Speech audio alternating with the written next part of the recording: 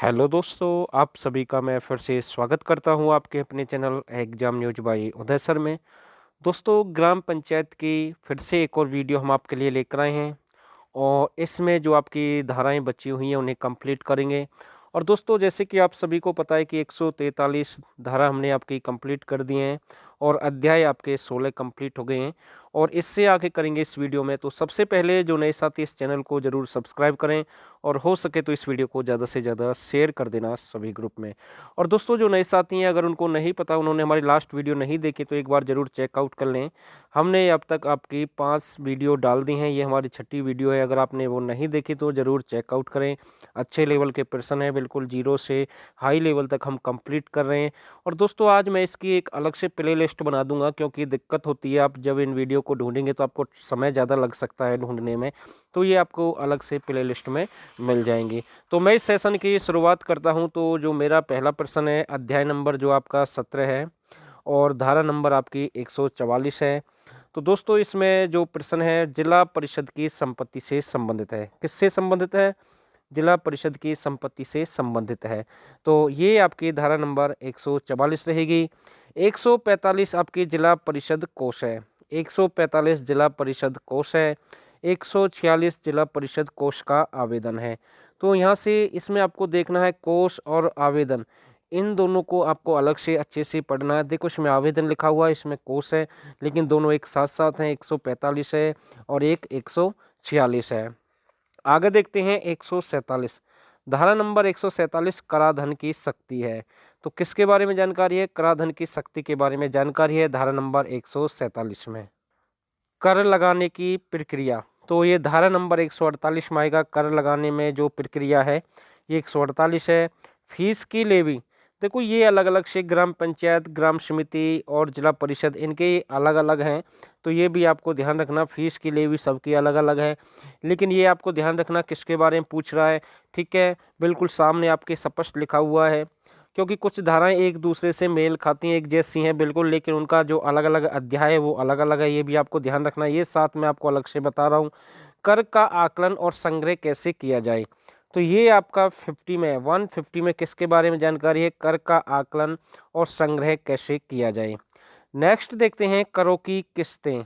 तो 151 में करों की किस्तें आएंगी, तो या फिर आप ऐसे याद कर सकते हैं कि मुझे 151 रुपये की किस्त अदा करनी है, या फिर 151 रुपये आपको एक प्रकार से कन्यादान भी जो करते हैं, जिसकी विवाह शादी में लड़कियों के जो मतलब कि अपनी तरफ से जो बनता है, तो ये आपको ध्यान रख लेना भाई, किस्त के रूप में मुझे 151 रुपये देने हैं। तो ऐसे भी आप याद कर सकते हैं। और 152 आपका बजट है। ठीक है, 153 आपका लेखा है और 154 आपका ऑडिट है। तो मतलब धारा नंबर 154 तक आपका कंप्लीट हो गया है। ठीक है, आगे देखते हैं जो अध्याय नंबर आपका 18 आ गया है और धारा नंबर 155 है। निरीक्षण और पर्यवेक्षण की शक्ति के बारे में जानकारी है। किसके बारे में जानकारी है? निरीक्षण और पर्यवेक्षण की शक्ति के बारे में जानकारी है। तकनीकी पर्यवेक्षण और निरीक्षण के बारे में जानकारी है। देखो, यहाँ पर निरीक्षण है सीधा और यहाँ पर तकनीकी है, तो ये दोनों आपको ध्यान रखना है। जैसे अभी मैंने आपको बताया था किस्त के बारे में जानकारी 151 और बजट के बारे में जानकारी 152, तो ऐसे आप याद कर सकते हैं। देखो, हमें भी याद है तो आप भी याद कर सकते हैं। थोड़ा बहुत अगर आप इसे 1-2 बार देखेंगे तो जरूर समझ में आएगा बिल्कुल। तो नेक्स्ट देखते हैं 157 अपने कर्तव्यों के प्रदर्शनों में जिला परिषद की चूक। जो कर्तव्य होते हैं, जो अपने मतलब फर्ज निभाने की जो मतलब कि जो रूल बनाए गए हैं, अगर उसमें आप चूक करते हैं तो वो किसके बारे में है? जिला परिषद की चूक। केवल जिला परिषद के लिए है भाई ये रूल जो फॉलो किया गया धारा नंबर 157 में। और जिला परिषद का विघटन, तो इसमें भी गठन के बारे में जानकारी है। पंचायत का विघटन, ग्राम पंचायत का विघटन, तो ये भी मैंने आपको पहले कंप्लीट करवाए हैं। जिला परिषद के प्रस्तावों को रद्द करने या निलंबित करने की शक्ति, तो ये किसमें है भाई? जिला परिषद के जो प्रस्ताव होते हैं, ठीक है, उन्हें निलंबित कर सकते हैं या फिर रद्द कर सकते हैं। ये धारा नंबर 159 में इसके बारे में जानकारी है। आगे आपका राष्ट्रपति, उपराष्ट्रपति सदस्य का निलंबन और निष्कासन। देखो, फिर से आया है राष्ट्रपति, उपराष्ट्रपति और सदस्य का निलंबन और निष्कासन, तो ये आपका धारा नंबर 160 में है, तो ये भी आपको ध्यान रखना है। अब आपका है अध्याय नंबर 19, तो इसमें केवल एक ही है। देखो, ये इम्पोर्टेंट है, ग्राम पंचायत, पंचायत समितियां और जिला परिषद का चुनाव। तो ग्राम पंचायत, पंचायत समितियां और जिला परिषद का चुनाव, ये 161 इंपोर्टेंट है। इसमें केवल एक ही अध्याय, अध्याय नंबर 19 है ये, और धारा नंबर 161 है। तो ये मोस्ट इंपोर्टेंट है भाई, बिल्कुल ये एग्जाम में आ सकता है। ठीक है, ये जो आप 150 से ऊपर धाराएं देख रहे हैं ये तकरीबन सभी के एग्जाम में आई है। एक भाई की कमेंट आई कि सर 150 से ऊपर कराएं। अरे भाई 150 से पहले आ जाएंगे, क्या तू उनको कर पाएगा? फिर नहीं कर पाएगा। तो शुरू से इसलिए हम इसको कवर कर रहे हैं। ठीक है, अब 150 से ऊपर है, आप आराम से देख सकते हैं। और अध्याय नंबर आपका 20 है, चुनावी विभाजन। तो 20 में किसके बारे में जानकारी है? चुनावी विभाजन के बारे में जानकारी है। 162 है, ठीक है, धारा नंबर। और जो नेक्स्ट है, प्रत्येक निर्वाचक मंडल के लिए मतदाताओं की सूची। तो ये इंपॉर्टेंट है भाई, प्रत्येक निर्वाचक मंडल के लिए मतदाताओं की सूची और मतदान की सूची तैयार करना। ये भाई एग्जाम में आया था ग्राम सचिव के में, 164 ये धारा आपकी आई थी भाई एग्जाम में। ठीक है, और ये जो आपका 9 को मतलब 9 तारीख का जो आपका एग्जाम था, 9 तारीख का इवनिंग में, तब ये पूछा गया था। तो ये भी आपको ध्यान रखना है। आगे देखते हैं, आगे है मतदाताओं के रूप में पंजीकृत होने के लिए योग्य शक्ति। तो ये आपका है धारा नंबर 165, मतदाताओं के रूप में पंजीकृत होने के लिए योग्य शक्ति, ये आपका 165 में है। तो ये आपको ध्यान रखना है। ठीक है, मतदाताओं की सूची ये 166 में है। मतदाताओं की सूची 166 है, मतदाताओं की सूची तैयार करना 164 है। ठीक है, और मतदाता के रूप में पंजीकृत होने के लिए योग्य व्यक्ति 165 है। तो ये आपको ध्यान रखना है। आगे देखते हैं, एक से अधिक के लिए मतदाता की सूची में शामिल नहीं होने वाले व्यक्ति का नाम, चुनावी विभाजन। तो ये धारा नंबर आपकी 167 है। कौन सी है? 167 है। 168 में मतदाता की सूची में एक से अधिक बार शामिल नहीं होने वाले व्यक्ति का नाम है। जो मतदाता की जो सूची एक से अधिक बार शामिल नहीं होने वाले व्यक्ति के बारे में जानकारी 168 में। सरकारी कर्मचारियों की उपलब्धता 169 है। नागरिक न्यायालयों का अधिकार क्षेत्र 170 है। नेक्स्ट देखते हैं, झूठी घोषणा करना। तो ये किस में है? 171 में है। झूठी घोषणा करना किस में है? 171 में है। सूची की तैयारी आदि के संबंध में आधिकारिक कर्तव्यों का उल्लंघन, मतदान 172 है। कौन सा है? 172 है। सूची की तैयारी आदि के संबंध में आधिकारिक कर्तव्यों का उल्लंघन करना, मतदाता जैसे भी आप देख पा रहे हैं 172 है। व्यक्ति मतदान करने और निर्वाचित होने के लिए योग्य 173 है। तो ये धारा तो भाई आपको ही याद करनी होंगी, लेकिन हम तो यहाँ पर आपको दिखा रहे हैं। ठीक है, आगे देखते हैं, प्रतिबंध या एक साथ या दोहरी सदस्यता। तो ये 174 में है। अयोग्यता के बारे में 175 है धारा नंबर। और न्यायाधीश और प्रक्रिया द्वारा चुनाव जांच की वैधता का निर्धारण, धारा नंबर 180 है। कौन सी है? सॉरी 180 नहीं है, 176 है। तो ये आपको ध्यान रखना है। 177 देखते हैं, सदस्यों के रूप में जारी रखने के लिए अयोग्यता।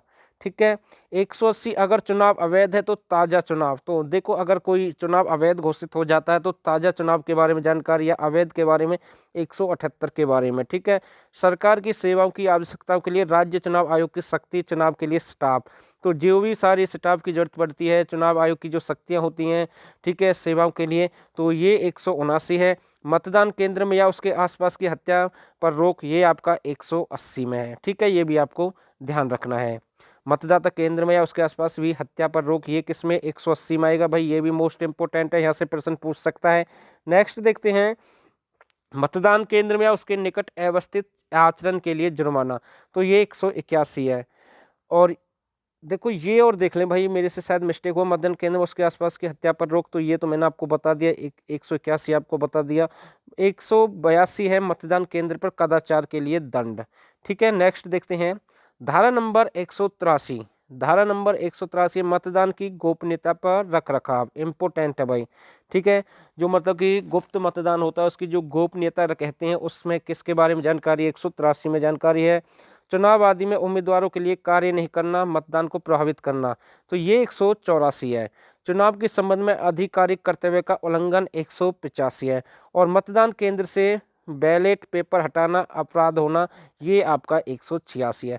देखो ये सारी धाराएं दे रखी हैं भाई, 1-2 बार पढ़े, कम से कम 4 बार पढ़े, 5 बार पढ़े, ये आपको याद हो जाएंगे अगर आप ढंग से पढ़ते हैं। तो आगे देखते हैं, अन्य अपराध और दंड, ये 187 में आएंगे। कुछ अपराधों का अभियोजन, तो ये आपका धारा नंबर 188 में आएगा। नेक्स्ट देखते हैं, धारा नंबर 189 संयुक्त कार्य और उपक्रम, यहाँ से अध्याय आपका 21 स्टार्ट हो गया है। संयुक्त कार्य और उपक्रम के बारे में जानकारी है। आगे सरकार द्वारा प्रदत्त अतिरिक्त धनराशि के बारे में जानकारी है। ग्राम पंचायत पंचायत समिति के क्षेत्र के परिवर्तन का प्रभाव जिला परिषद, तो ये धारा नंबर आपका 191 है, तो ये भी आपको ध्यान रखना है। कार्यवाही में अनियमितता न करने के लिए अनियमितता का दोष, तो ये 152 है। ठीक है, सरकारी कर्मचारी को ग्राम पंचायत के निपटान में रखा जाएगा, इम्पोर्टेंट है। सरकारी कर्मचारी को ग्राम पंचायत के निपटान में रखा जाएगा, तो ये भी इम्पोर्टेंट है। और पंचायत समिति और जिला परिषद के बारे में जानकारी है साथ के साथ। तो नेक्स्ट देखते हैं स्थानीय अधिकारी, तो धारा नंबर 194 में आएगा। बैठकों में भाग लेने के लिए अधिकारियों के अधिकार, तो ये आपके 195 में आएंगे।